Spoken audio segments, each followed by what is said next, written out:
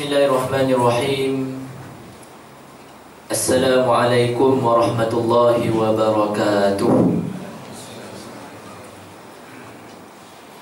Alhamdulillahi rabbil alamin. Wassalatu wassalamu ala ashrafil anbiya'i wal mursalin wa ala alihi wa sahbihi ajma'in. Innal hamdalillah nahmaduhu wa nasta'inuhu wa nastaghfiruh wa na'udzu billahi min shururi anfusina wa min sayyiati a'malina. Man yahdihillahu fala mudilla lahu wa man yudlil fala hadiya lahu. Ashhadu an la ilaha illallah wahdahu la sharika lahu wa ashhadu anna sayyidana Muhammadan 'abduhu wa rasuluh. Rabbi shrah li sadri wa yassir li amri wahlul 'uqdatam min lisani yafqahu qawli. Rabbi yassir wa la tu'assir ya karim.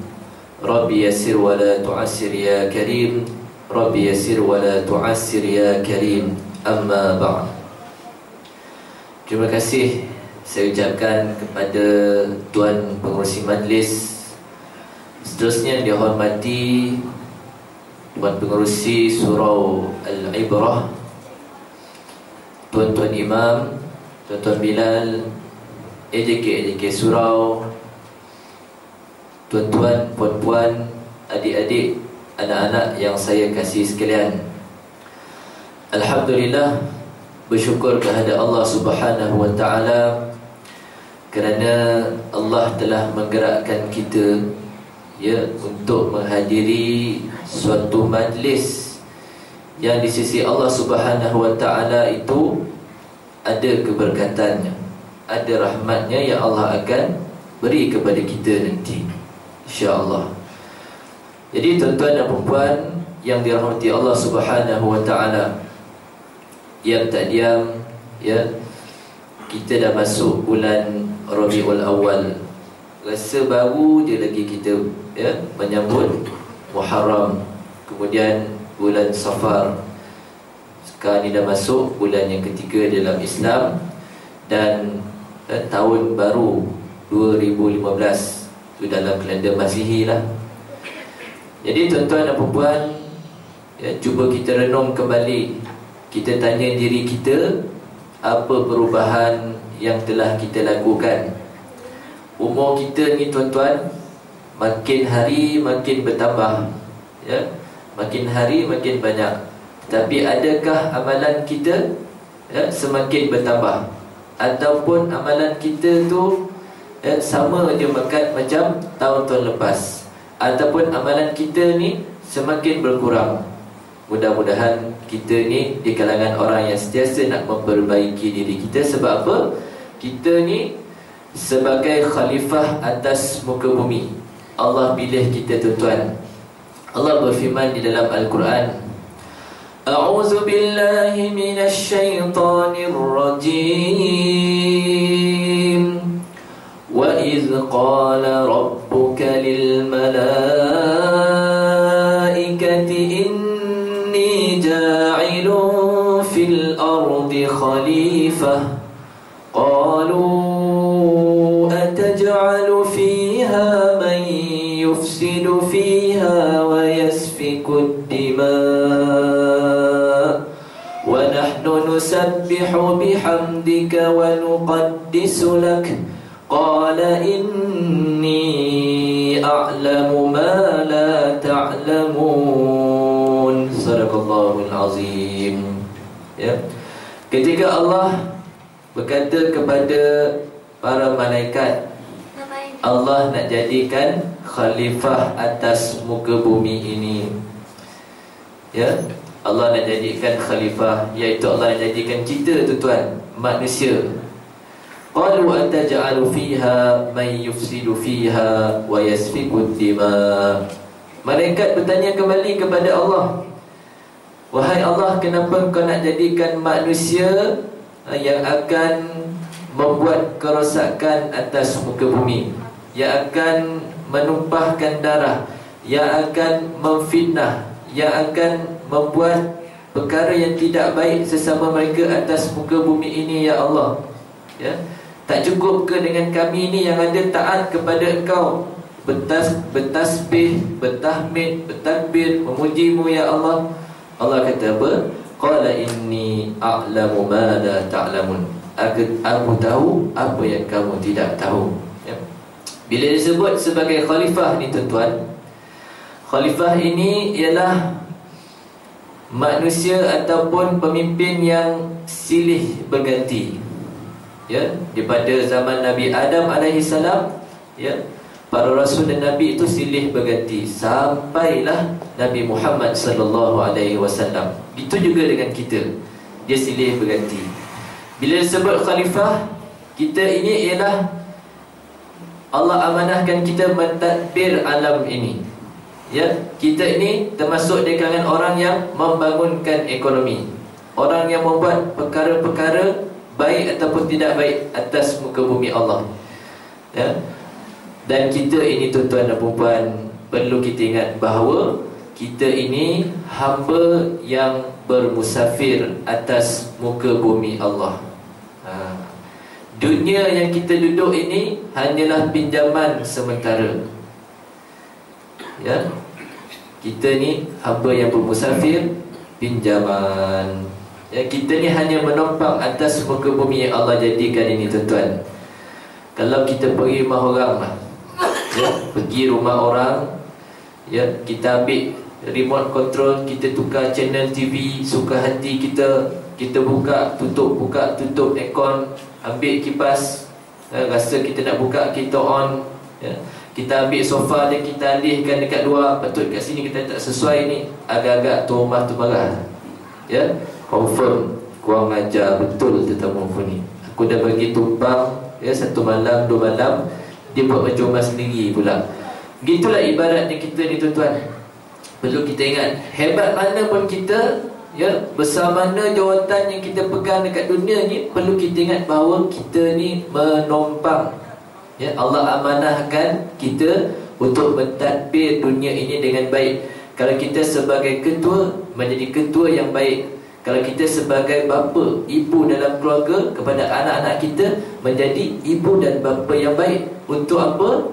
Untuk kita mendapat bekalan apabila bertemu dengan Allah Subhanahu wa taala di akhirat nanti tuan-tuan.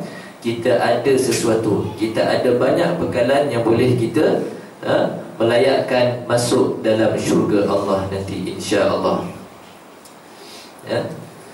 Jadi apabila bercerita mengenai Rasulullah sallallahu alaihi wasallam, sudah semestinya satu hari nanti kita ni kalau boleh nak berjumpa dengan Nabi.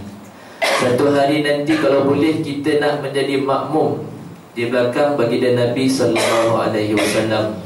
Kita nak salam dengan baginda, kita nak peluk baginda, kita nak berada bersama dengan baginda kalau boleh setiap masa. Ya. Sebab apa? Sebab dia ni kekasih Allah. Sebab Nabi SAW lah yang telah menyebabkan kita ni, walaupun orang Melayu, walaupun bukan berbangsa Arab, tetapi kita dapat merasai manisnya apabila kita ada iman, apabila kita masuk ke dalam agama Islam yang akan menyelamatkan kita di akhirat nanti. Ya. Apabila kita bercerita mengenai para Nabi dan Rasul, mereka ini tidak dapat lari daripada suatu perkara sebelum mereka dilantik secara rasmi. Mana sebelum mereka dapat wahyu, mereka ni Allah akan bagi kelebihan. Kelebihan yang Allah akan beri kepada para Nabi dan Rasul yang ianya bersalahan dengan akal fikiran manusia. Sebagai contoh, tuan-tuan, sebelum Nabi Muhammad sallallahu alaihi wasallam lahir atas muka bumi ni, antara peristiwa yang berlaku yang disebut di dalam Al-Quran ialah tentera bergajah, iaitu Abrahah dan barisan tenteranya, tentera bergajah. Disebut dalam surah Fil, suratul Fil. Ya. Ini kelebihan yang Allah beri kepada kekasihnya Nabi Muhammad sallallahu alaihi wasallam. Ya, cerita yang panjang ini apabila Abrahah, ia seorang yang seorang yang berketurunan Afrika menjadi gubernur di negara Arab pada waktu itu, ya. Dia marah dengan perbuatan saudagar Arab yang datang ke negara ataupun negeri tempat dia menjadi gubernur, ya. Kemudian buat perkara yang terbaik dalam rumah ibadat yang dibina oleh Abrahah. Lantas Abrahah merintahkan barisan tenteranya dengan pasukan bergajah ini pergi ke Mekah untuk meruntuhkan Kaabah. Ditakdirkan Allah Subhanahu wa taala, Allah pemilik Kaabah itu tuan-tuan, rumah ibadat yang mulia. Allah menghantar pasukan tenteranya yang khas yang dipanggil burung ababil. Kecil je burungnya, membawa batu daripada mana pun tak tahu datangnya itu. Kemudian dia melempar batu-batu itu kepada pasukan bergajah. Lantas hancurlah pasukan Abrahah dan tentera bergajahnya itu. Walaupun Abrahah ni ceritakan dalam riwayat dia dapat lari daripada Mekah, tetapi sesampainya di negerinya sendiri, habis mati Abrahah ni, tinggal tulang belulangnya. Sebab apa tuan-tuan? Allah sebut faja'alahum ka'asfim ma'kul. Ya, habis daging-daging badan dia ni bila terkena batu yang dijatuhkan oleh burung-burung ababil tadi, terkena dia punya daging ni tercabut. Dalam perjalanan tu cabut dua-dua tanggal semuanya, akhir tinggal tulang. Ya. Dan dalam tafsir menceritakan 50 hari selepas daripada itu, maka lahirlah seorang Nabi dan Rasul yang terakhir, iaitu Nabi Muhammad sallallahu alaihi wasallam. Sebab tu dipanggil tahun gajah. Nabi kita lahir mengenang peristiwa tentera bergajah. Ini kelebihannya. Antaranya lagi, apabila baginda Nabi SAW lahir saja tuan-tuan dan perempuan, ya, macam biasalah masyarakat Arab ni sudah menjadi tradisi dia, kalau lahir di kota Mekah ataupun bandaraya lah, macam kita kan, kalau duduk dekat Kuala Lumpur, tengah-tengah KL tu tuan-tuan, kita tahu persekitaran dia macam mana, dengan budaya yang tidak baik, ya, rosak akhlak, dengan hedonism yang melampau-lampau, ya, dunia tanpa sempadan, ya, teknologi serba canggih pada hari ini, yang mungkin itu akan merosakkan jiwa anak-anak ataupun akhlak anak-anak kita. Begitu juga dengan masyarakat Arab Mekah. Mereka ni bila lahir anak, dia kalau boleh dia tak nak anak dia hidup tengah kota Mekah itu, ditakuti anaknya ni tak sihat ataupun rosak akhlaknya, lantas diserahkan kepada ibu susuan yang datang daripada kampung. Sebab tu kalau kita baca dalam kitab Barzanji kan, cerita mengenai Halimatus Sa'diyah dengan keluarga dia ni datang dalam satu rombongan daripada kampung, ya, pergi ke Mekah untuk mencari bayi yang baru dilahirkan untuk diambil, disusukan sebab dapat upah. Tetapi Halimatus Sa'diyah ni kita tahu bahawa unta ni kurus kering, dia ni keluarga yang miskin. Waktu nak datang mereka ni kumpulan yang terakhir tiba di bumi Makkah. Apabila tiba di bumi Makkah tuan-tuan dan perempuan, dia bertanya kepada penduduk Makkah, ada lagi tak bayi yang boleh kami ambil untuk bawa balik ke kampung? Mereka kata apa? Minta maaflah, semua dah kena ambil dengan pasukan yang awal tiba tadi. Kenapa kau ni lambat sangat? Kami ni, unta kami ni tak sihat. Kalau orang lain tu naik unta, pecutnya 70 km sejam. Unta Halimatus Sa'diyah tuan-tuan tak sihat, kan? Dah kurus 30 km sejam lah. Itu contoh lah, ya. Tetapi dia kata ada satu lagi bayi yang tak ada siapa nak ambil. Cuba pergi tengok, nama dia Muhammad, tapi aku syorkan dekat kamu ni tak payah ambil lah. Kenapa pula? Dia ni lahir-lahir je yatim, ayah dia dah tak ada, ya. Waktu dia dalam perut ibu lagi dalam kandungan, ayah dia telah meninggal dunia. Kemudian ibunya pula miskin, tak ada harta. Kalau kamu ambil, jaga dia, confirm takkan dapat apa-apa upah. Tetapi Allah telah menggerakkan hati Halimatus Sa'diyah ni untuk pergi melihat bayi tersebut. Dan ternyata apabila pertama kali dia pandang wajah, ya, bayi yang dilahirkan ini, ya, bayi yang comel ini, lalu dia terus jatuh hati. Dia minta izin dekat suami dia, bang boleh tak saya nak ambil anak ni, saya nak jaga, tak dapat upah pun tak apalah. Lalu mereka sekeluarga bawalah bayi ini, ya, insan yang nama Muhammad SAW ini pulang ke kampung. Tak payah tunggu sampai ke rumah tuan-tuan, ya, atas unta lagi. Apabila letak bayi atas unta, maka unta yang tadinya sakit, dia tak berapa nak laju jalannya, dia cepat berjalan meninggalkan kumpulan yang dah bertolak awal. Kalau dah highway lah, tak payah singgah R&R lagi, tak payah isi minyak lagi, pocut dia macam Ferrari tuan-tuan.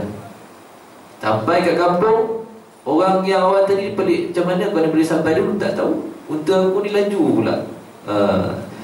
Bila dia dah jaga, ya, Nabi Muhammad sallallahu alaihi wasallam ni, jiran-jiran orang kampung semua perasan, sejak kau jaga budak ni, rezeki kau ni melimpah ruah tak?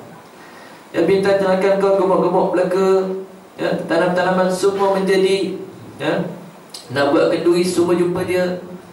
Sebab dia punya binatang dia tu, bintang tanakan dipelihara oleh Macam Sa'adiah keluarga ni sihat-sihat belaka. Ya, itulah kelebihan yang Allah kurniakan, yang dia panggil irkhas. Para Nabi dan Rasul semua ada benda ni. Siapa lagi? Contohnya Nabi Musa AS, mak dia ambil dia letak dalam peti, kemudian hanyutkan dalam sungai, terselamat dia dengan izin Allah. Itu kelebihan yang Allah kurniakan kepada mereka. Tetapi ianya bersalahan dengan akal fikiran manusia. Fikir logik, tak logik perkara ini tuan-tuan. Dan apabila para Nabi dan Rasul ini dilantik secara rasminya menjadi Nabi ataupun Rasul yang mendapat wahyu daripada Allah Subhanahu Wa Taala, maka terhentilah perkara yang pertama yang disebut irkhas, dan dalam fatrah ini disebut sebagai mukjizat. Apa dia mukjizat ini tuan-tuan? Ada seorang bapa ni, anak dia tanya, "Abah, tadi kan dekat sekolah tadi ustaz ajar pasal Nabi, pasal Rasul, ya. Kemudian dia disebut mukjizat. Mukjizat tu apa, bah?" Takut anak-anak kita nanti tanya tuan-tuan, ya. Mukjizatnya apa dia tuan-tuan? Mukjizat ini perkara luar biasa. Perkara luar biasa, bukan biasa-biasa. Ya Allah anugerahkan kepada semua para Nabi dan Rasul. Dan yang kedua, apabila disebut sebagai mukjizat, ada pencabar, ada orang yang akan menentang mukjizat tersebut.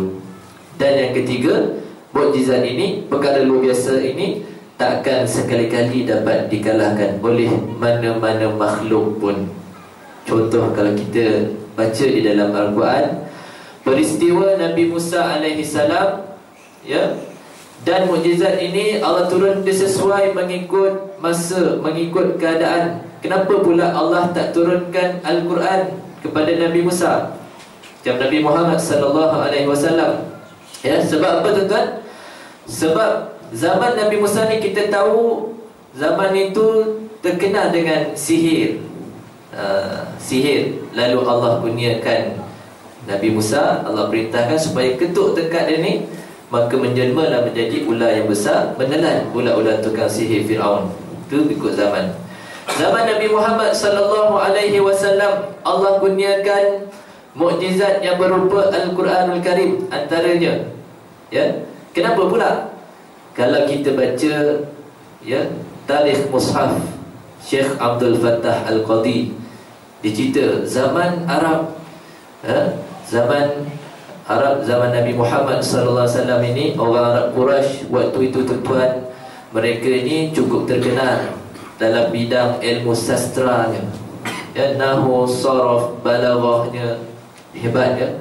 Kalau dia buat bait-bait syair cerita tentang orang yang sedang berduka ataupun bersedih, apabila dia karang, maka dibaca kepada orang yang lain, bila dengar bait-bait syair ini boleh menitiskan air mata. Sampai begitu sekali hebatnya mereka ni. Lalu sebab itulah Allah Subhanahu Wa Taala turunkan Al-Quran. Ya, bila turun Al-Quran, Allah nak mencabar mereka ni. Kalau kamu ni betul-betul hebat, maka datangkan ayat yang sama macam aku turunkan kepada kekasihku Nabi Muhammad SAW.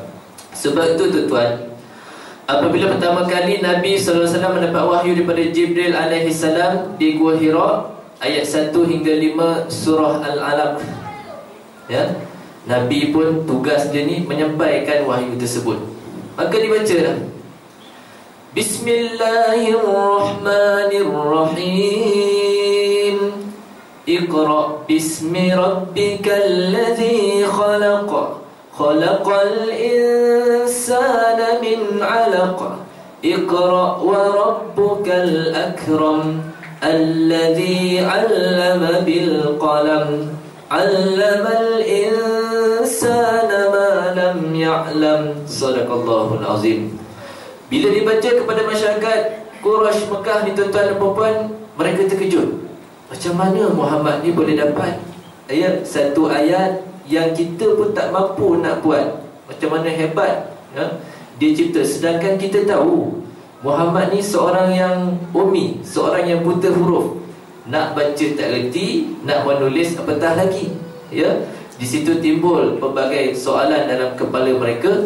Agaknya mungkin dia ni memang betul Nabi yang terakhir yang disebut di dalam kitab-kitab yang terdahulu, kitab Taurat, kitab Injil. Tetapi mereka menidakkannya, tuan-tuan dan puan. Bila turun wahyu hari ini, esok turun lagi, lusa turun lagi, sebenarnya mereka seronok nak mendengar apa lagi yang Muhammad ni nak baca. Mereka terpegun, seronok. Mereka suka untuk mendengar wahyu yang Nabi bacakan kepada penduduk Quraisy Mekah pada waktu itu. Dan kita pun tahu, tuan-tuan, bila turunnya wahyu ini sebenarnya nak menjawab segala persoalan dari segi umat Islam ataupun orang bukan Islam. Bila mereka bertanya kepada Nabi SAW, Nabi ni dia takkan jawab ikut hawa nafsu dia, sebab Allah dah kata dalam Al-Quran, wa ma yantiqu 'anil hawa in huwa illa wahyu yuha. Dia takkan ikut hawa nafsu apabila bercakap, melainkan Nabi tunggu isyarat ataupun wahyu daripada Allah Subhanahu wa ta'ala. Dan Nabi jadi seronok kalau setiap kali turunnya wahyu. Satu lagi wahyu ni, tuan-tuan dan perempuan, dia turun, dia tak turun banyak-banyak, sikit je. Kita tengok wahyu pertama turun 5 ayat saja. 5 ayat. Kemudian turun surah yang berikutnya. Dia tak semestinya 5 ayat ni dia habiskan terus. Kalau surah Al-Alaq 19 ayat jumlah keseluruhannya, dia tak semestinya turun 19-19. Mungkin hari ni 5, minggu yang lain pula sambung lagi ayat 6 hingga 10. Turunnya tu berterabur. Dan apabila turun saja wahyu ni, tuan-tuan dan puan, kita tahu bahawa Nabi SAW ni ada tukang tulis ataupun tolong mencatat wahyu tersebut atas arahan baginda Nabi SAW. Nabi kata, salin ayat ni. Sebab tu jurutulis wahyu Nabi SAW, kalau disebut dalam riwayat, 40 orang ataupun lebih daripada 40 orang. Sebahagian daripada sahabat ni, bila mereka dengar wahyu tersebut, mereka cuba faham dan mereka hafal, terus masuk dalam kepala. Dan sebahagiannya mereka menyalin. Macam mana cara mereka menyalin? Ikut kreativiti masing-masing. Ada yang ambil pelepah kurma tu, tuan-tuan, disalin atas pelepah tamar. Ada yang ambil kulit binatang, disalin atas kulit binatang. Ada yang ambil batu-batu licin, batu-batu yang lepel, mereka lorekkan atas batu tersebut. Bila dah salin, mereka ambil simpan dekat rumah, simpan dan elok, simpan baik-baik. Itulah sukarnya untuk mengumpulkan Al-Quran. Yang kalau kita baca sirah ini, tuan-tuan, pengumpulan itu berlaku dalam 3 kali. Kali pertama, sewaktu Nabi masih hidup, Al-Quran ini dikumpulkan dengan cara para sahabat menghafaz keseluruhan ayat tersebut, yang jumlahnya mencapai 6,236 ayat. Kalau tuan-tuan dan perempuan istiqamah, satu hari baca, satu hari hafaz 1 ayat saja, maka tuan-tuan dan perempuan depan saya ni akan berjaya mengkhatamkan Al-Quran secara hafalan selama 17 tahun lebih. Kalau sekarang umur 40, 17 tahun daripada sekarang, umur 57 nanti, pencen-pencen dah hafal Al-Quran, insya-Allah. Tapi kalau nak cepat lagi, satu hari 2 ayat, tuan-tuan, jadilah separuh daripada 17 tahun, 9 tahun dia lebih kurang. Jadi zaman Pertama kali dikumpulkan Al-Quran zaman Nabi SAW, para sahabat menghafaz dan sebagainya, menyalin ayat tersebut, simpan kat rumah masing-masing. Nabi tak pernah suruh para sahabat supaya bukukan Al-Quran ni, sebab Nabi yakin dengan kemampuan para sahabat. Kali kedua Al-Quran ini dikumpulkan zaman Abu Bakar As-Siddiq. Pada waktu itu berlaku peperangan Mauqi'ah Yamamah, peperangan Yamamah, di mana ramai di kalangan hufazul Quran ini gugur syahid di medan perang. Disebut seramai 70 orang. Ada riwayat mengatakan 700 orang, tapi saya milih kepada 70 orang sahaja. Bila melihat perkara itu, maka Sayyidina Umar Al-Khattab pun dia bagi cadangan kepada Abu Bakar As-Siddiq supaya dikumpulkan Al-Quran, sebab ditakuti kalau berlaku siri peperangan yang berikutnya, maka akan ramai lagi dah di kalangan sahabat yang hafaz Al-Quran ini gugur syahid. Tetapi Abu Bakar As-Siddiq tak berani nak buat, sebab dia kata Nabi tak pernah buat pun. Nabi tak pernah suruh aku kumpulkan Al-Quran, suruh bukukan. Memang Nabi tak pernah buat, ya. Tapi dia membentangkan hujahnya kenapa perlu dikumpulkan. Lalu setelah bermusyarat, Al-Quran kata wa amruhum syura bainahum, bermesyuarat untuk dapatkan keputusan yang terbaik, Lalu dikumpulkan Al-Quran itu kali yang kedua.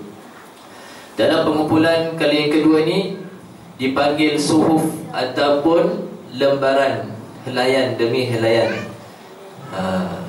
Ketua yang mengumpulkan Al-Quran ini Zaid bin Sabit, dilantik oleh Khalifah Abu Bakar As-Siddiq, disetujui oleh Umar Al-Khattab. Mereka melantik Zaid bin Sabit. Kenapa pula? Sebab sewaktu Nabi masih hidup dulu, sebelum Nabi wafat, tahun yang terakhir Nabi membaca Al-Quran di hadapan Jibril AS, menyimak bacaan Al-Quran. Zaid bin Sabit ada menyaksikan peristiwa tersebut, dan dia dengar keseluruhan ayat dibaca oleh Rasulullah SAW. Mana ayat yang dikekalkan, mana ayat yang dibuang, Sebab itulah dia terpilih untuk menjadi ketua dalam pengumpulan tersebut, walaupun dia ni langsung tidak berminat untuk memegang amanah ni. Dia kata apa? Kalaulah aku ni disuruh oleh khalifah memindahkan gunung daripada satu tempat ke tempat yang lain, itu lebih mudah aku rasa daripada aku nak mengumpulkan mukjizat kalamullah ini. Alangkah beratnya tugasan ini. Tapi setelah dia yakin kalau khalifah, lalu dia pun menerima tugasan itu dengan hati yang berat. Itu kali yang kedua. Bagi suhuf, kumpul, disimpan, ada dalam simpanan Khalifah Abu Bakar Siddiq. Kali yang ketiga pula, tuan-tuan dan puan-puan, zaman Khalifah Sayyidina Osman bin Affan. Pada waktu ini umat Islam makin ramai. Jangan kata umat Islam sahaja, yang bukan Islam pun ramai masuk Islam, memeluk agama Islam. Dan bila dah terlampau ramai, sebelum daripada itu, tuan-tuan dan puan-puan, bermacam-macam mushaf yang ada di tangan umat Islam. Ada yang menggunakan mushaf Sayyidina Ali bin Abi Talib, ada yang membaca menggunakan mushaf Sayyidatina Aisyah radhiyallahu taala anha, ada yang menggunakan mushaf Umar bin Al-Khattab. Lalu berlaku perselisihan di situ yang menyebabkan hampir berlakunya peperangan sesama umat Islam. Bila melihat perkara ini, Abu Bakar Utsman bin Affan merintahkan supaya dikumpulkan Al-Quran buat kali yang ketiganya. Pada waktu ini sekali lagi dilantik Zaid bin Sabit untuk menjadi ketua dalam pengumpulan tersebut. Lalu disalinlah sebanyak 6 buah mushaf. Manakala mushaf ataupun Al-Quran yang lain itu diperintahkan oleh khalifah supaya dibakar kesemuanya. 12 orang menyalin, tuan, 30 juzuk, longok tangan. Zaman tu tak ada komputer, tak ada teknologi macam hari ini. Bila dah terkumpul ke-6 mushaf itu, yang kita panggil mushaf Osman, yang kita baca hari ini, semakin hari ditambah baikkan Al-Quran. Kalau dulu atas pelepah tamak, para sahabat kena menyalinnya kembali, sampai ke hari ini kita boleh membaca Al-Quran dalam handphone pun, kita boleh buka Al-Quran. Kalau para sahabat itu tidak berusaha untuk memperbaiki perkara tersebut, mungkin akan menyukarkan kita untuk membacanya. Cuba kita bayangkan datang ke surau, pikul. Kalau nak baca Yasin 83 ayat, kita pikul 83 pelepah tamah buat ke surau. Tak penuh kereta tuan-tuan. Yang ini senang kan? Handphone ada. Al-Quran kalau dulu Quran kecil masuk dalam poket, ya, sekarang ni handphone. Okey. Kalau dulu apabila menyalin Al-Quran zaman sahabat ni, mereka menyalin tanpa meletakkan titik dan baris. Cuba kita bayangkan kalau Al-Quran kita baca hari ini tak ada titiknya, tak ada baris. Yang ada titik ada baris pun boleh salah. Ini kan pula kalau tak ada titik dan baris, meraban tak ke mana boi je kan. Ya. Okey. Itulah usia untuk mengumpulkan Al-Quran. Mukjizat yang Allah kurniakan khusus buat Nabi Muhammad sallallahu alaihi wasallam. Perkara luar biasa, ada pencabarnya dan sekali-kali tidak akan dapat ditewaskan. Irhas dan mukjizat khusus buat Nabi dan Rasul, ya. Tetapi apabila para Nabi dan Rasul ni wafat, maka habis kedua-duanya itu, dah tak ada lain dah kecuali satu ni je, Al-Quranul Karim, yang kita baca, yang kita beramal dengannya. Itu satu-satunya mukjizat tinggal sehingga ke hari ni tuan-tuan. Kalaulah kita ada tongkat Nabi Musa yang dia ketuk terbelah laut tu jadi 12, ya, kalau kita cuba buat hari ni takkan boleh. Sebab ianya apabila Nabi dan Rasul itu wafat, maka terhenti takat tu je. Ini dua perkara. Kalau manusia biasa pula takkan boleh. Ya, manusia biasa tak boleh ada irkhas, tak boleh ada mukjizat. Kalau dia mengaku dia ada mukjizat, itu pembohong namanya, rasul palsu kan. Okay, jangan percaya. Kalau manusia biasa, Allah bagi kita ni karamah. Karamah ni apa pula? Karamah ni Allah beri kepada wali-walinya yang beramal dengan ilmu yang dia ada, dan dia istiqamah dengan amalan tersebut, dan dia ni tidak riak, tidak menunjuk-nunjuk. Orang Melayu kita panggil keramat tuan-tuan, wali keramat kan. Memang betul ada. Sebab pengalaman, antara pengalaman saya pergi di Pulau Besar di Melaka. Pulau Besar ni rupanya dalam tu ada beberapa kubur yang dulunya seorang guru alim ulama, dia ni hebat ilmu agama, mengajarkan ilmu kepada penduduk di situ, dan Allah bagi dia kelebihan karamah. Macam-macam lah kelebihan kan orang duduk dulu.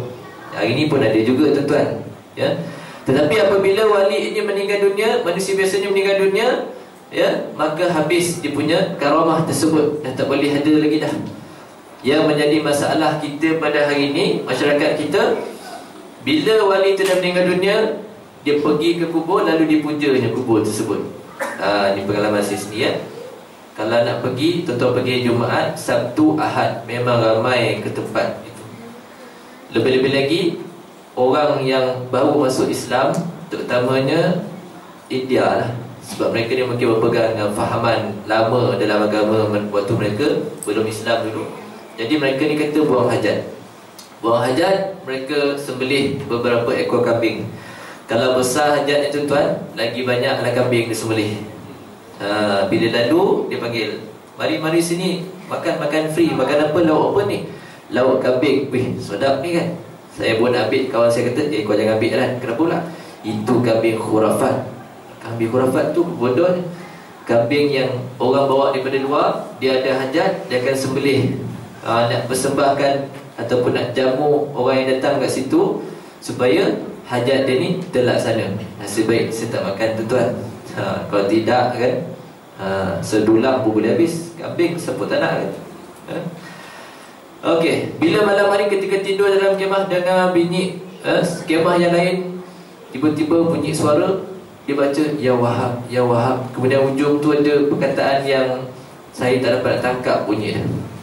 Itu kata-kata yang dipuja lah. Dipuja wali ada dalam kubur tersebut. Ini tak boleh, ini khurafat. Tengah malam pula, dalam dekat kawasan Pulau Besar ni ada beberapa perigi yang boleh digunakan lagi, masih ada air, memang fresh airnya. Tengah malam tu lah dia buat kerja tuan-tuan. Dia masuk dalam perigi, dia mandi air bunga, penuh bunga. Pagi esok kita bangun nak solat subuh, nak ambil wuduk itu penuh dengan bunga, siap dengan bau sekali. Orang India punya bau kita tahu lah kan. Tak jadi ambil sembahyang. Habis. Ini benda-benda khurafat. Dan bila sebut wali, waktu dia hidup Allah bagi karamah, bila meninggal dunia dah tak ada lagi dah karamah. Sebab tu kita tak boleh memuja kubur, ya. Masyarakat Melayu ni banyak benda khurafat ni masih dibuat walaupun zaman dah maju, ya. Sebab apa?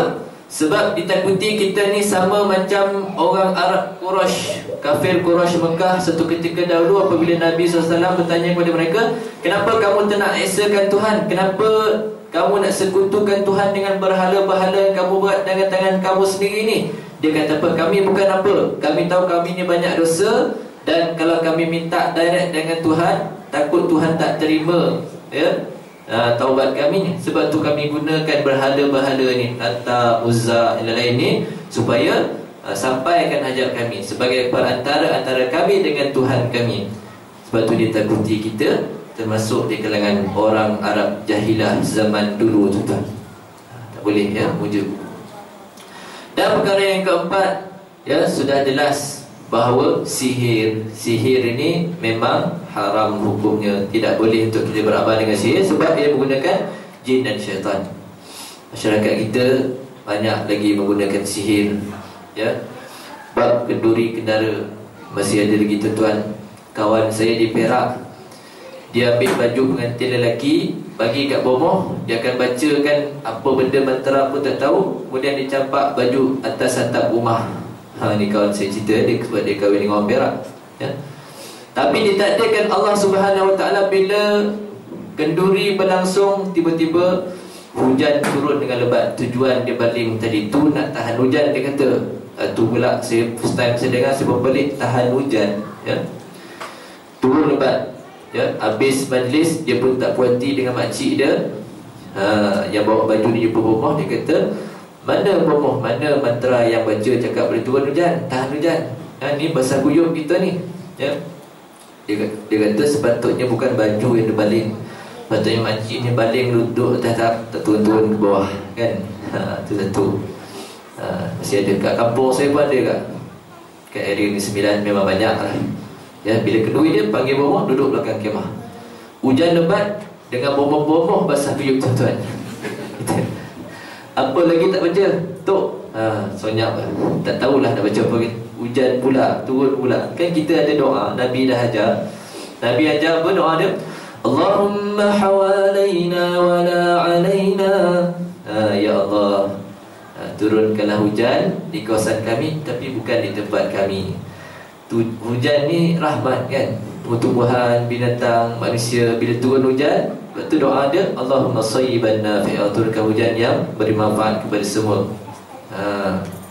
Dan kalau Allah turunkan hujan di kawasan ni, kita ada kenduri supaya Allah turunkan kawasan ni, tapi bukan dekat tempat kita, bukan dekat kawasan rumah kita, bukannya dengan memanggil bomoh. Waktu saya kecil, lagi banyak benda khurafat yang saya jumpa, ya, sihir. Waktu tu ada seorang pakcik ni, dia sakit batu karang dalam buah pinggang dia.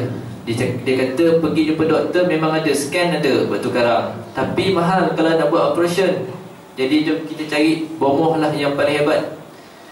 Dia pergi kawasan Danau Kota, saya ikut dia kata.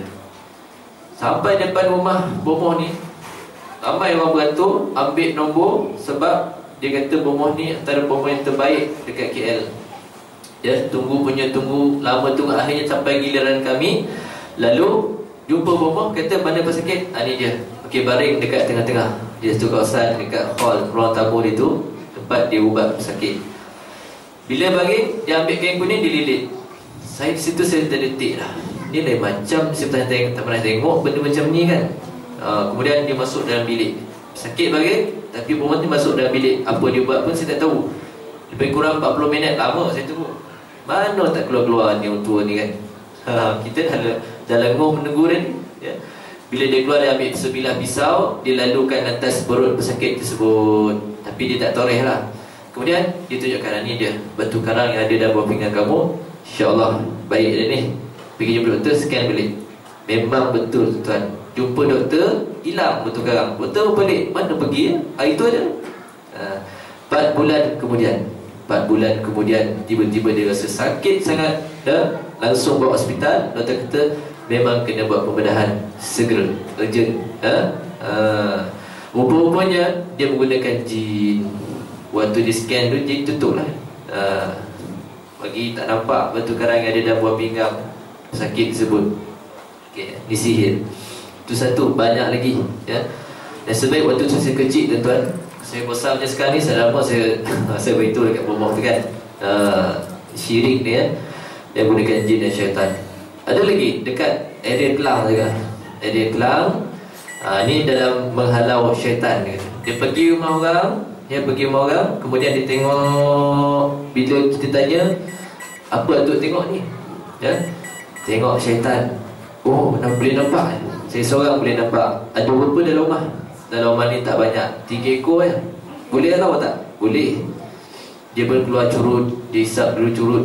Curut mahal tu tak? Curut daun Havana hisap. Dia tu, oh, style betul pakcik ni, atuk ni. Lepas isap curut, kemudian dia pun dah ready. Dia pun berdoa. Agaknya makbul doa tu tuan-tuan ya? Confirm memang Allah tolak kan? Sebab kita beramal dengan hadis Nabi SAW, di mana satu ketika datang orang yang musafir, keadaan dia musafir berdebu, tapi dia berdoa, menangis, merayu kepada Allah supaya dimakbulkan doanya. Tetapi Nabi kata apa? Makanan dia haram, minuman dia haram, pakaian dia semuanya haram neraka. Macam mana Allah nak terima doa ya? Itu bomoh tadi. Bila masuk waktu asar, kita sediakan sejadah untuk solat berjemaah, tapi dia kata tak apa, saya nak pergi tempat lain. Sedangkan dia ni bukan orang musafir. Sebab daripada KL nak pergi ke tempat itu dekat saja tak cukup, 2 marhalah ya. Kalau dia ni betul lah ya, orang yang beramal dengan aqwal hadis Nabi SAW, maka dia lah yang mengajak kita supaya buat kebaikan dan menunaikan perkara yang fardu, meninggalkan perkara kemungkaran. Ini 4 perkara tuan: irkhas, mukjizat, karamah dan juga sihir. Dan ternyata Al-Quran Karim ini mukjizat yang kekal sampai bila-bila. Sebab itu banyak peristiwa berlaku ya, disebabkan Al-Quran. Antara kisahnya tuan-tuan, ada seorang anak kecil. Anak kecil ni mak dia asuh daripada kecil. Sampai masanya ibu dia kata, wahai anak, kampung sebelah ni ada seorang guru. Seorang guru yang boleh mengajarkan Al-Quran. Dia ni bagus. Kamu pergi jumpa dia, minta dia supaya dia ajarkan Al-Quran ya. Lalu anak kecil ni patuh dengan arahan ibunya. Lalu di jalan pergi kampung sebelah, jumpa di masjid tuan guru tersebut. Tuan guru pun bertanya, wahai anak kecil, kamu ada di mana ni? Saya di kampung sebelah ya. Apa hajat kamu datang ke sini jauh-jauh ni? Mak saya suruh cari tuan guru untuk belajar Al-Quran, untuk hafal Al-Quran. Minta maaf anak kecil, kelas telah penuh. Habis sekarang ni macam mana tuan guru? Tunggu ya, rakan-rakan kamu ni salah seorang dia khatam, baru kamu boleh masuk kelas. Sekarang ni kena buat apa? Sekarang ni kena bersihkan masjid, tolong mana-mana yang patut. Kecewa anak kecil ni tuan-tuan. Lalu dia pun balik ke rumah. Bila balik ke rumah, mak dia tanya, macam mana kelas hari ni? Mak, tuan guru kata kelas dah penuh. Apa nak? Jangan putus asa. Esok pergi lagi, lusa pergi lagi, sampai guru tu ambil kamu jadi anak murid. Ditakdirkan Allah Subhanahu Wa Taala di malam harinya anak kecil tadi bermimpi bertemu dengan seseorang. Dia mimpi bertemu dengan Rasulullah Sallallahu Alaihi Wasallam. Dalam mimpi ni tuan-tuan, Nabi pesan dekat dia, wahai anak kecil, esok kamu pergi jumpa guru Al-Quran ni, suruh dia ajar kamu mengenai Al-Quran. Dan dalam mimpi itu juga Nabi bagi password kepada budak kecil tadi.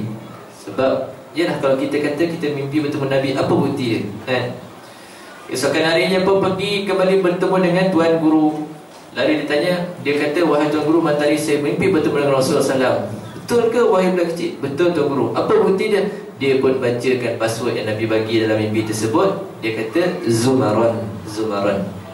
Menangis tuan guru itu, lalu dipeluk anak kecil dan diambil menjadi anak murid. Ternyata anak murid ini terang hati dia, mudah untuk dia mempelajari Al-Quran dan menghafaz keseluruhan ayat-ayat Al-Quran ya. Dia pun bertanya kepada tuan guru, kenapa bila aku sebut perkataan tadi kamu ambil aku jadi anak murid? Sebenarnya anak kecil, dulu aku pun pernah mimpi bertemu dengan Rasulullah SAW, mimpi yang sama.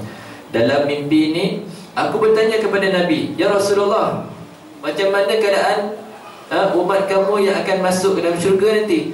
Nabi pun kata zumaran. Ahli syurga ini tuan-tuan, dia akan masuk dalam syurga dalam keadaan berkumpulan. Dia grouping. Kalau orang ni amalan dia banyak gini, dia akan dikumpulkan satu kumpulan. Kalau amalan dia banyak daripada itu, dia akan kumpulkan, dia akan masuk beramai-ramai. Dia takkan masuk seorang diri. Ya. Ini kemuliaan Al-Quranul Karim. Kalau di negara Mesir tuan-tuan, Dr. Ibrahim Luqa, dia ni Kristian, tapi dia hafal semua ayat Al-Quran, dan dia boleh kodkan surah mana, ayat mana, muka surat berapa. Hebat dia ni, walaupun beragama Kristian. Pelik kan? Sebab waktu dia kecil lagi, ayah dia hantar dia belajar Al-Quran daripada seorang guru dalam kawasan, dalam kampung dia, ya, dekat-dekat area terusan Suez, di bandar Suez, ya, Mesir. Tak tahulah akhir itu macam mana, tak tahu ending dia masuk Islam ke tidak. Itu juga dengan ahli politik di Malaysia, Makram Abid. Dia ni ahli politik Mesir, sama juga bukan Islam, tetapi banyak ayat-ayat Al-Quran dia hafal, dan dia menggunakan ayat-ayat tersebut untuk tujuan politiknya. Sehingga kan nama dia ni diabadikan di sebuah jalan, dipanggil Syarif Makram Abid, di Kahirah. Ya, orang bukan Islam pun dia sanggup untuk hafaz Al-Quran, sebab dia tahu kebenarannya. Cuma hidayah tu belum datang dalam diri mereka, ya. Sebab itu tuan-tuan, kita ni beruntung kerana kita ni walaupun bukan berbangsa Arab, tetapi kita dapat nikmat Islam, ya. Nabi SAW pernah menyatakan bahawa adibu awladakum hubba salasin, didiklah anak-anak kamu cinta kepada 3 perkara: hubba rasulahu, hubbal Quran, hubba ahli baiti. Cinta kepada Rasulnya, itu Nabi Muhammad SAW. Sebab itulah kita pada hari ini kita buat macam-macam majlis untuk memperingati Rasulullah SAW. Kan? Buat malam selawat cinta Rasul pun kena kutuk juga tuan-tuan. Ya, saya tengok ada WhatsApp bergaduh. Apa selawat-selawat, apa puja-puja Nabi, apa lambai-lambai ni, siapa yang dia lambai? Bergaduh dalam WhatsApp tuan-tuan. Kita tengok, baca je. Bila dah parah benar, barulah saya masuk, barulah kita tegur kan. Banyak dari yang perlu kita gunakan, ya. Bermulanya sambutan pada Rasul sallallahu alaihi wasallam ni berlaku setelah Nabi SAW wafat 400 tahun lebih. Ya. Sayyidatina Aisyah radhiyallahu taala anha ni, lepas Nabi wafat, dia menjanda selama 48 tahun. Dia tengok macam mana Islam itu naik. Dia tengok macam mana Islam itu berada di atas, dan dia tengok macam mana Islam itu turun sikit demi sikit, sehinggalah dia menghembuskan nafas dia terakhir. Dia sedih tengok bila Nabi dah wafat, umat Islam ni daripada okey jadi KO. Macam kita hari ni, tinggalkan sunnah Rasulullah SAW. Tak ikut apa yang Nabi ajar kepada umat Islam. Zaman Fatimiyah bermulanya menyambut kembali Maulidur Rasul sallallahu alaihi wasallam. Ya, Sultan pada zaman itu dia buat pertandingan siapa yang boleh datangkan kisah bersandarkan nas ataupun dalil berkaitan Rasulullah SAW, maka dia akan diberi ganjaran. Di situlah lahirnya burdah, qasidah, ya, apa lagi, syair-syair Arab yang cerita tentang diri Rasulullah sallallahu alaihi wasallam. Sampai ke hari ini kita menyambut Maulid Rasul sallallahu alaihi wasallam. Antaranya kita lihat, apabila Nabi SAW daripada Mekah, Nabi duduk Mekah 13 tahun, dapat wahyu 13 tahun. Kemudian Allah suruh Nabi berhijrah ke Madinah Al-Munawwarah. Bila nak berhijrah ke Madinah ni tuan-tuan dan puan, orang Madinah tak kenal Nabi. Macam mana rupa Muhammad, macam mana rupa orang dia ni. 3 dia macam tu. Tapi di dalam kitab Taurat ada menyebut tentang Rasul terakhir akan lahir. Sebab itu orang Madinah dia kenal macam mana susuk tubuh, macam mana rupa Rasulullah sallallahu alaihi wasallam. Mereka pun tenanti-nantilah, tunggu ya, rombongan daripada Mekah, para sahabat sampai. Nabi tak tiba-tiba. Ada di antara mereka yang panjat pokok tamar, tunggu tengok daripada jauh, betul ke tidak. Jadi orang yang masuk dalam Madinah ni, mereka dapat jam, ni bukan Muhammad, ni bukan Muhammad, ya. Last kali bila Nabi tiba, Dia walaupun tak pernah tengok wajah Nabi, tapi melalui riwayat itu dia tahu itulah insan yang bernama Muhammad. Ya, sebab tu mereka menyambutnya dengan mendendangkan Tala'al badru alaina. Seolah-olah Nabi ni datang daripada bawah, naik ke bukit, turun ke bawah, masuk bumi Madinah, ya, cantik macam bulan. Dia umpamakan cantik macam bulan, ya. Bila cerita tentang bulan pula tuan-tuan, saya teringat ada satu kisah dalam tafsir. Dalam tafsir ni, satu ketika dahulu, ya, zaman pemerintahan Khalifah Islam ni, ada satu kisah. Seorang suami dia ni dah berkahwin lama dengan isteri dia. Tiba-tiba satu hari dia kata kat isteri dia, kalau bulan itu lebih cantik daripada rupa kamu ni, maka aku ceraikan kamu. Sodih isteri tuan-tuan. Dulu waktu dan muda dulu, bukan main kau puji. Bila dia dah beranak 5, dulu pinggan 27, sekarang 48. Kau kata gitu pula, kalau bulan lagi cantik daripada wajah kamu, aku ceraikan kamu. Lalu isteri sedih, pakai tudung keluar rumah, pergi jumpa dengan khalifah. Dia kata, suami aku kata kalau bulan lebih cantik dari rupa aku yang dah tua ni, dia akan ceraikan aku. Apa hukumnya wahai khalifah? Khalifah pun pening, tuan-tuan. Tak ada benda lain ke dia nak fikir, ya. Maka dipanggil para fuqaha, ya, ahli fiqh yang faham agama ni, supaya dia baca fatwa, bersidang, keluarkan fatwa. Semua datang. Majoriti kata habislah perempuan yang kena cerai, jatuh talak lah. Majoriti kata jatuh talak. Tetapi tuan-tuan dan perempuan, ada seorang dari ramai itu, anak murid pada Imam Abu Hanifah. Dia senyap, dia tak keluarkan fatwa. Last sekali orang tanya dia, kenapa kamu tak nak berfatwa? Lalu dia pun menyebut, dia baca sepotong ayat Al-Quran. Senang dia jawapannya. Dia kata apa? Laqad khalaqanal insana fi ahsani taqwim. Ya, sungguhnya manusia itu adalah sebaik-baik kejadian. Bila fuqaha yang lain dengar dia dibaca ayat tersebut, terdiam semuanya, bersetuju dengan apa disebut di dalam ayat Al-Quran, bahawa manusia ni adalah sebaik-baik kejadian. Lega makcik jadi tuan-tuan dan perempuan, ya, sebab fatwa dia menyatakan bahawa tidak sah talak, tak jatuh talak, balik rumah balik. Ya, itulah sebab manusia ni memang cantik, kan? Allah jadi sebaik kejadian. Kalau bulan memang gitu je, ya, kalau dia terang-terang, memang cantik bulan, tapi kita ni lebih baik daripada makhluk lain. Allah sebut dalam ayat tersebut, surah At-Tin, ya. Kalaulah manusia ni Allah jadikan tak sempurna, ya, kita tengok tubuh badan kita cukuplah tuan-tuan. Mata ada 2, ya, hidung 2 lubangnya, mulut ada 1, telinga ada 2 lubang. Kalau jadikan hidung ni lubang dia ke atas, macam mana? Musim hujan ni banjir, lomeh gitu tuan-tuan. Ya. Jadi sempurnanya ciptaan Allah Subhanahu Taala tu. Itu kisah.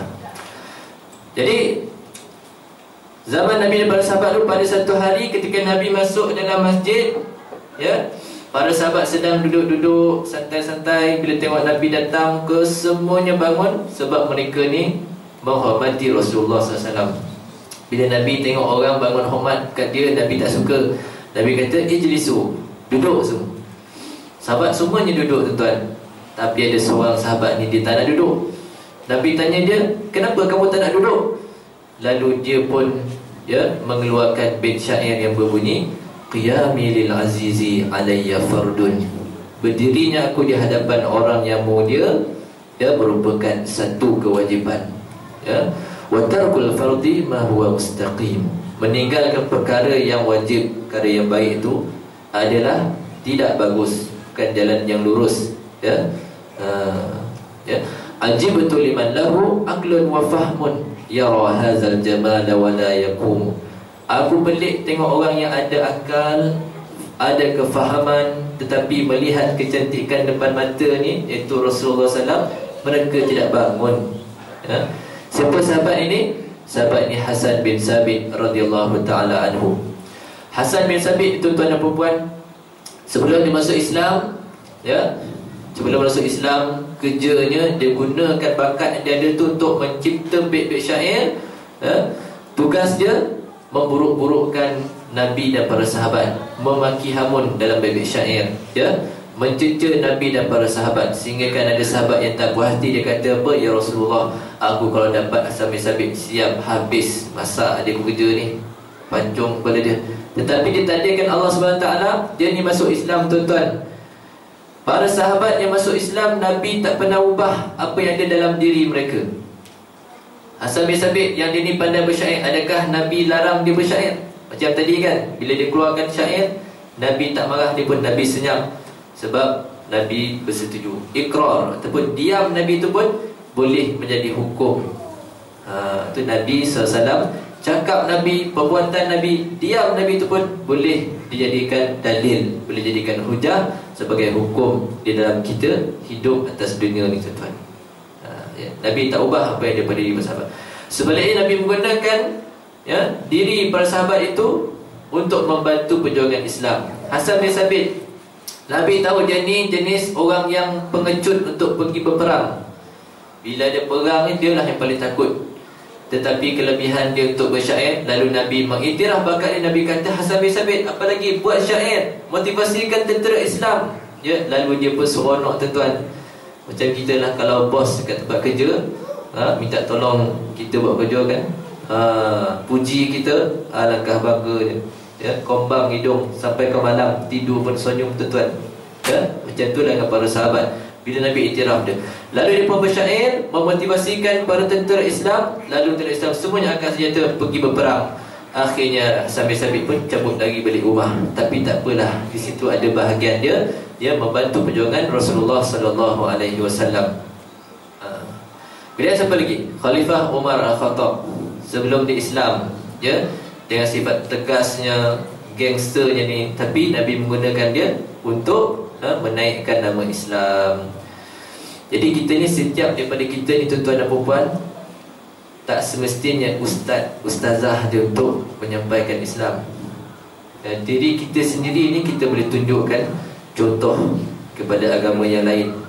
Kita buka WhatsApp tuan-tuan, ada satu gambar mereka ditunjuk orang pergi tokong, dia pakai slipper, sebelum masuk tokong dia susun elok cantik, baris, 2 baris, 3 baris.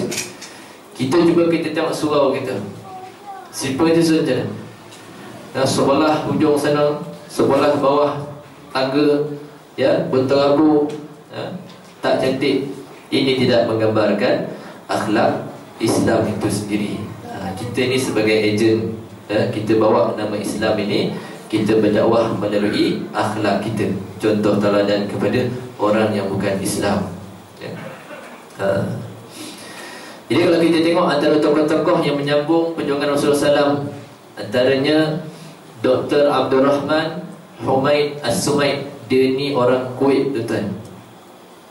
Saya baca buku yang dikarang oleh Dr. Zulkifli Abakri, ya, cerita mengenai tokoh ni. Dia dah meninggal dunia dah 2012 yang lalu.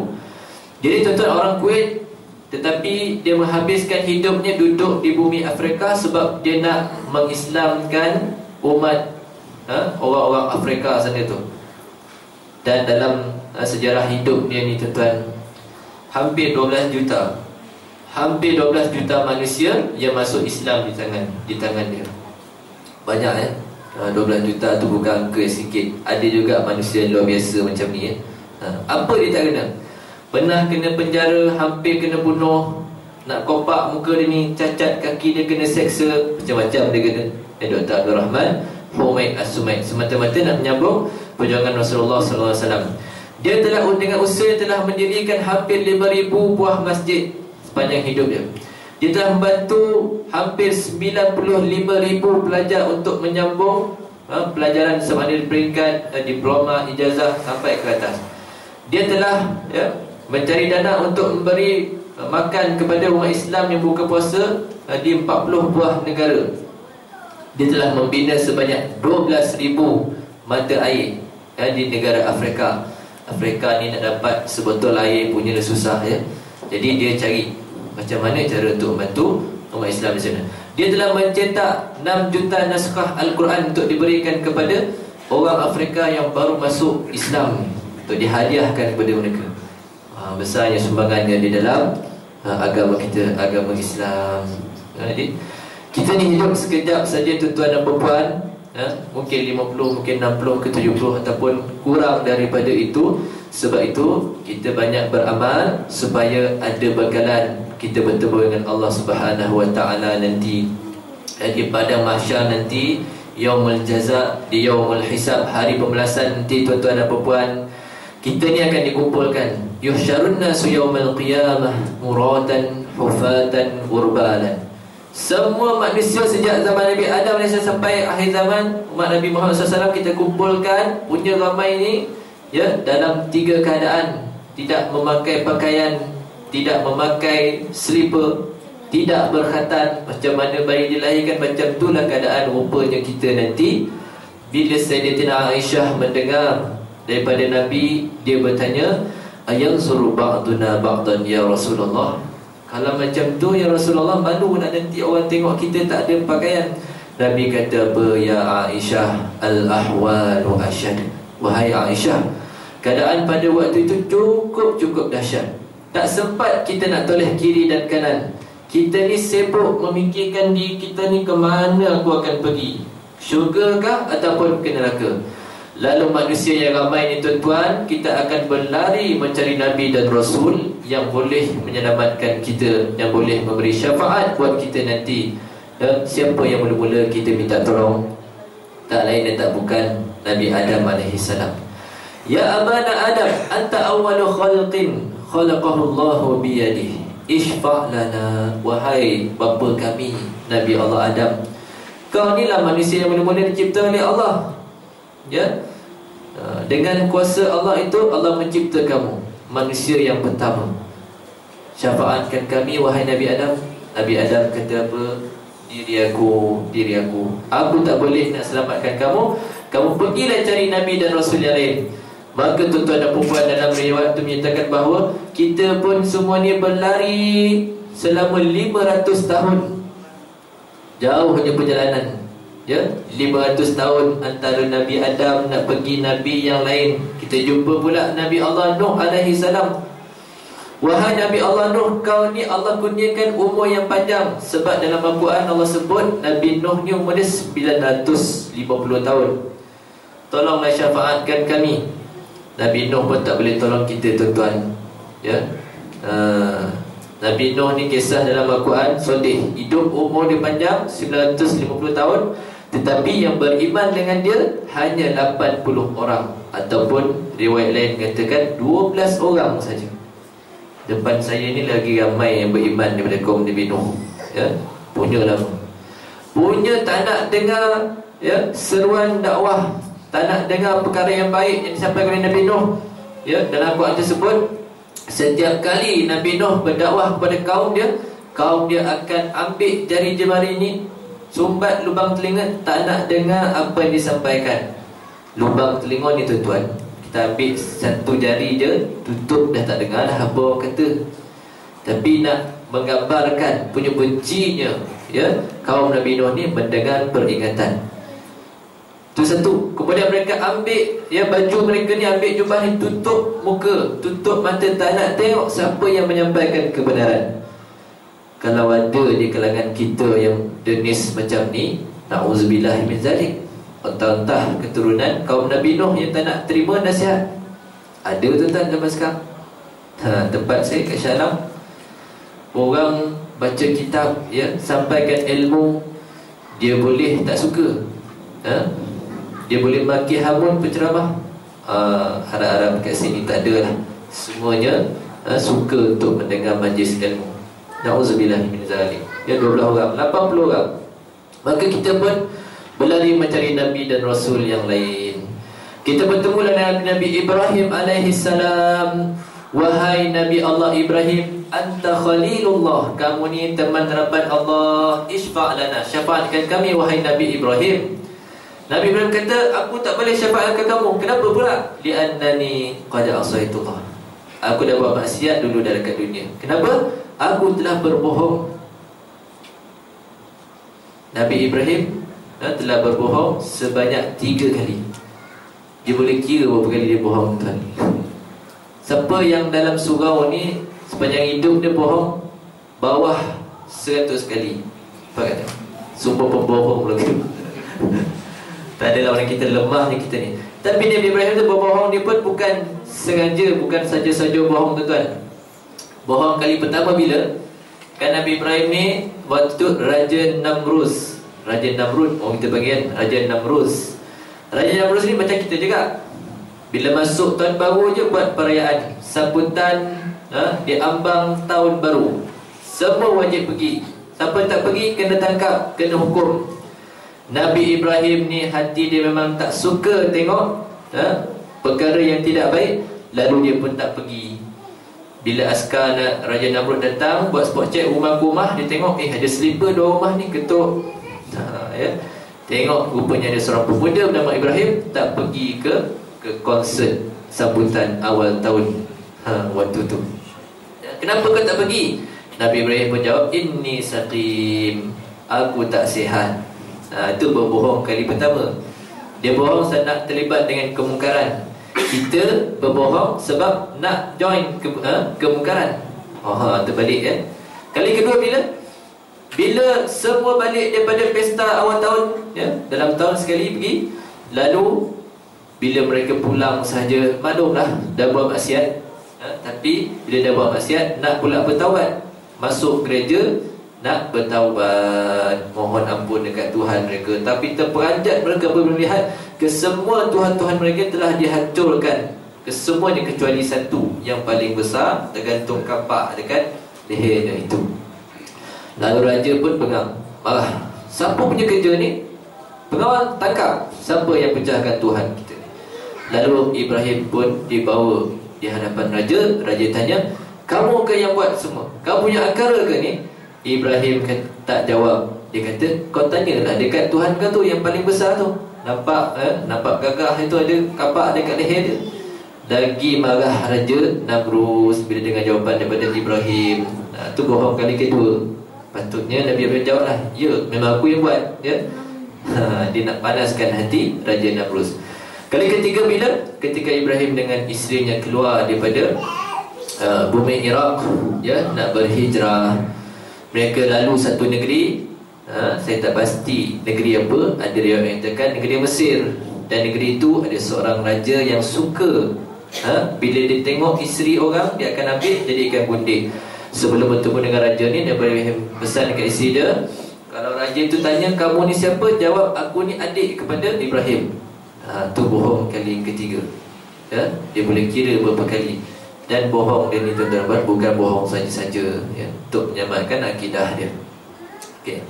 Lalu kita tak boleh dapat syafaat. Kita berlari lagi mencari Nabi dan Rasul yang lain. Nabi Isa, Nabi Musa, semua tak boleh bantu. Last sekali Nabi Muhammad sallallahu alaihi wasallam. Macam mana Nabi nak kenal ni umat baginda dalam jumlah manusia yang cukup ramai? Antaranya kesan wuduk kita lah. Sebab tu bila ambil wuduk, tuan-tuan dan perempuan, ambil wuduk betul-betul. Antara perkara yang menyebabkan kita tak khusyuk dalam solat ialah wuduk pun kita ambil tak betul. Muka muka basuh, kalau ada jambang, kalau ada janggut, misai ni selatkan air supaya sampai ke tempat anggota wuduk. Kemudian tu muka. Kemudian tangan. Tangan ni biasanya buah siku ni dia tak sampai air. Sebab tu perlu kita gosok sampai ke bawah ni.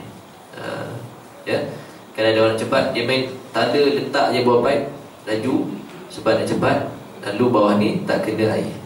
Bedang kepala pun sama juga. Kalau sunnah Rasulullah sallallahu alaihi wasallam, jadi Nabi wuduk, kalau kepala ni Nabi basuh keseluruhannya. Nabi ambil, Nabi basuh. Satu kepala. Kita macam mana? Terutamanya orang yang bekerja, adik-adik yang pergi sekolah, pagi-pagi pakai bed cream, dah cantik dah, buat ada remos. Bila masuk waktu zuhur nak solat, dia takut-takut nak ambil wuduk, takut hilang. Tak macul lah macam tu Ustaz, tak esep lah, habis saya punya ni remos ni. Dah ambil wuduk, sikat dah balik. Jadi dia pun buka air kecil, maka dengan air kecil cenonet tadi, dia ambil tak, 1, 2, 3. Kenapa nak sikit? 3 helai cukup Ustaz. Mazhab Syafi'i memang sah wuduk kita, tapi sunnah Rasulullah SAW itu menalurkan air di seluruh kepala. Itu juga dengan kaki, ya. Kaki ni jari dia lebih rapat kalau bandingkan dengan tangan, jari tangan. Jadi jari kaki ni perlu kita selat jelas-jelas jari. Kemudian tumit, tu belum masuk kaki yang bercagu, tumit yang pecah-pecah kan. Lalukan betul-betul air itu supaya sah wudu kita sehingga ke buku lali, ya. Ada juga yang bazir dalam wudu. Saya pergi ke sebuah masjid, tuan-tuan dan puan, habis tu hari Jumaat maklumlah ramai orang. Masjid ni pula dia punya pipe dia rapat je. Dia sebaik saya ni slim lagi kan. Ambil wuduk saya ingat sikit. Habis wuduk basah sebelah. Ni apa konon ni ustaz? Member ambil wuduk sebelah macam nak pergi berwenang. Punya buka air tu kan, macam air terjun tuan-tuan. Basah kuyup di sebelah. Jangan berbazir dalam wuduk walaupun kita berwuduk dalam sebatang sungai. Itu kisah para sahabat, ya. Jangan membazir. Kemudian solat. Solat ni dunia sekarang ni canggih belaka. Kan semua ada handphone. Apa salah-salahnya kalau waktu solat ni kita offkan terus? Saya kalau dulu bila jadi imam, saya punya arahan saya, sila silent atau offkan telefon tuan-tuan dan perempuan, ya. Sila silent atau off.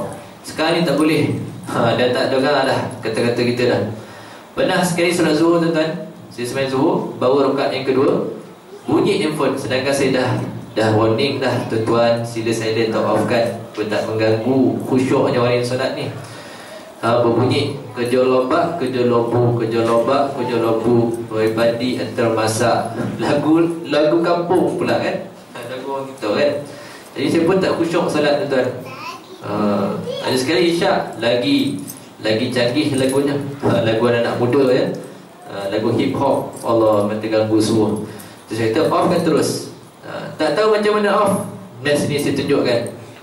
Tekan button tepi ni kan, ada tulis power off, data network restart, flight mode ambil power off. Tekan. Dia tulis apa?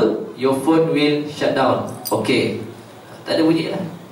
Sebab ada jenis kita ni dia download application azan kan. Yang azan tu bila lepas 10 minit dia automatik dia onkan balik, walaupun kita dah silent kan, automatik dia on balik handphone. Ni masalah ni. Sebab tu kena off terus. Saya pun pernah kena dulu. Dia tiba-tiba lepas 10 minit dia automatik dia on ke kita punya handphone.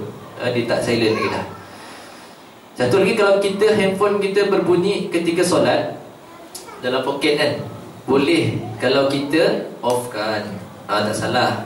Ni orang kita ni dia menggelabah, dia cemas. Macam mana dia buat ni? Macam mana dia buat ni? Dia biar je bunyi sampai 4 rakaat. Sembahyang habis 4 rakaat tu dia berbunyi dah gelaka.